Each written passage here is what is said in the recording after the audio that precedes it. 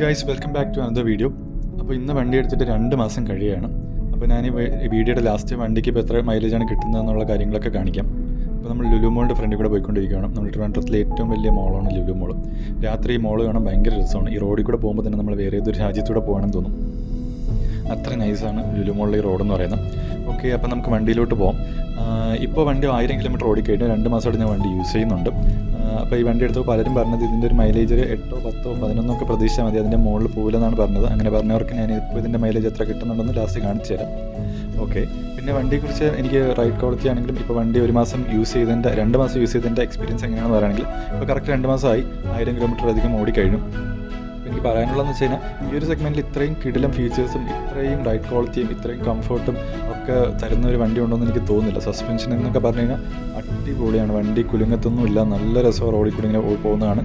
നമ്മൾ ഏതാണ്ട് ഒരു വലിയൊരു ലക്ഷറി വണ്ടിയിൽ ഇരിക്കുന്ന പോലെയൊക്കെ തോന്നും. അത്ര അടിപൊളിയാണ്. സസ്പെൻഷനെ കുറിച്ചൊന്നും എനിക്കൊന്നും പറയാനില്ല, അടിപൊളിയാണ്. റൈഡ് ക്വാളിറ്റി പറഞ്ഞാൽ അതിൽ സൂപ്പറാണ്. അപ്പോൾ എനിക്കിപ്പോൾ കിട്ടുന്ന മൈലേജ് എന്ന് പറയുന്നത് നിങ്ങളിപ്പോൾ സ്ക്രീനിലൂടെ നോക്കി നിങ്ങൾക്ക് കാണാം. ഇപ്പോൾ 13.8 കിലോമീറ്റർ പെർ ലിറ്ററാണ് കിട്ടുന്നത് ഈ യാത്ര അവസാനിക്കുമ്പോൾ. അതായത് ഈ വീഡിയോ ഞാൻ നിർത്തുമ്പോഴേക്കും എനിക്ക് കിട്ടിയ മൈലേജ് എന്ന് പറയുന്നത് 14 കിലോമീറ്റർ പെർ ലിറ്ററാണ്. അത് പക്ഷേ വീഡിയോ ഞാൻ കൊടുത്തിട്ടില്ല.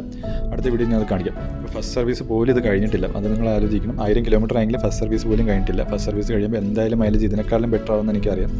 ഇപ്പോൾ 14 കിലോമീറ്റർ പെർ ലിറ്റർ കിട്ടുന്നുണ്ട്. ഇനി വരുന്ന ഒരു 2 മാസം കഴിയുമ്പോഴേക്കും മൈലേജ് എത്ര കിട്ടുന്നുണ്ടെന്ന് ഞാൻ നിങ്ങൾ അപ്ഡേറ്റ് ചെയ്യാം.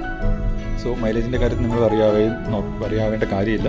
നിങ്ങൾക്ക് ഈ ഒരു സബ് കോമ്പാക്ട് SUV എന്ന് പറയുന്നൊരു സെഗ്മെൻറ്റിൽ നിന്ന് ഒരു വണ്ടി എടുക്കണമെങ്കിൽ ഈ ഒരു സെഗ്മെൻറ്റിൽ ഇതിനേക്കാളും നല്ലൊരു വണ്ടി ഉണ്ടെന്ന് എനിക്ക് തോന്നുന്നില്ല. സോ അത്രയുള്ള ഇന്നത്തെ വീഡിയോ. Tata, bye bye.